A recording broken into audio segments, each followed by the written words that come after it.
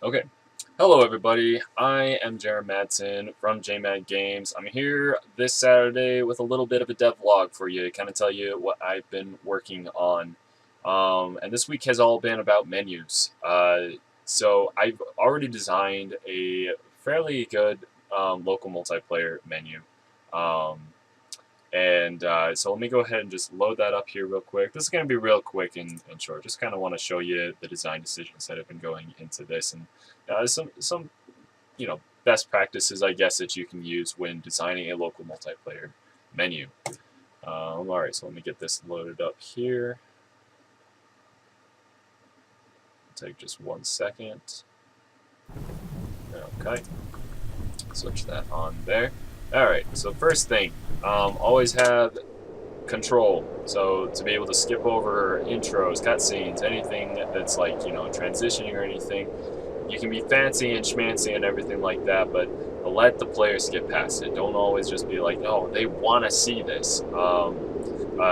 Two things to keep in mind there. One, you always want to make sure that you have control or give them control, that the player has the ability to get into the game as fast as possible. Second thing, you want to make sure that they're not like constantly spamming like a skip button and then skipping past things in the menu or hitting things wrong. So something you can do there is like setting up a like load bar, that they have to like hold down a key for a certain amount of time so they don't get into that. I don't have anything like that in this build. There wasn't anything that I found. Super, I can't think of the word. Like, there wasn't anything that people are just like spamming buttons so they get past. Okay, so first thing, press any key to begin decides what is going to be in control of the game. So I press A on the controller, and now I have control over the game. If I had hit enter on the keyboard, then it would be the keyboard that would be in control of the game. Alright, so first, when you launch into the game, only one player has control over the menu, and this is something that I wanted to fix. It's fine because as soon as you get into the play area, then everyone suddenly is able to launch into the game here. So like, you can have both people, launch in, and as soon as they're done, it frees up the slots for everybody else to be able to start jumping in, and you can have as many players as you want. That's great. And as soon as they get down here, then they can start testing out their controls and everything and mess around. And control is never taken away, and that's a key part of local multiplayer design in general, is that you never want to take control away from the, like when they're ready, you want to make sure they have something to do, so they're not just sitting there like, oh my gosh, hurry up, and rushing people when they need to make educated decisions when they're setting up. Just give them something to do, something to twiddle their thumbs around with, and that should probably be good enough to keep them from bashing down the other players that are next to them and getting impatient.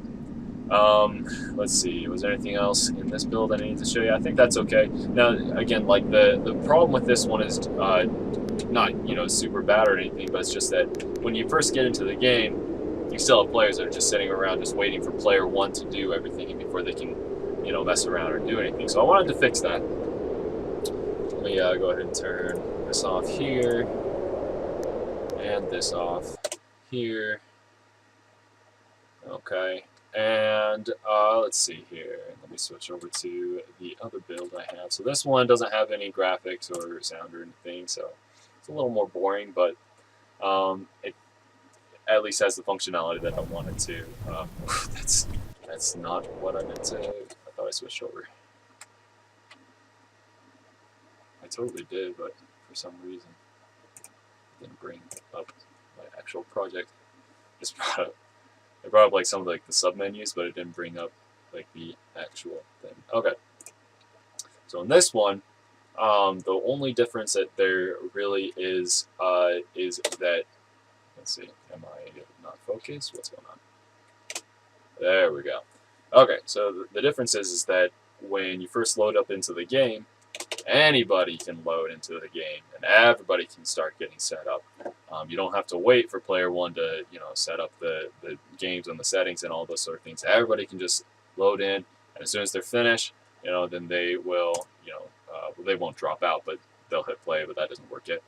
They'll drop out and they'll go into the.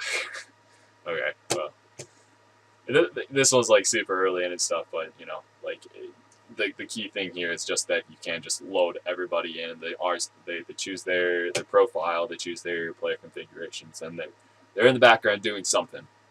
And while player one finishes up setting up the game and everything, yeah, so that's really just the key concept. This is really short. Just want to make sure that you know I got this out there and you know let you know that some of the things that could be improved upon, you know, like with these menus, because I see the same thing over and over. You know, it's usually just player one decides everything to do, and then everybody else, you know, starts, you know, setting up their character when they're finally given control, but then they're also sitting around once they're readied up. And this can be improved upon, and we can do better.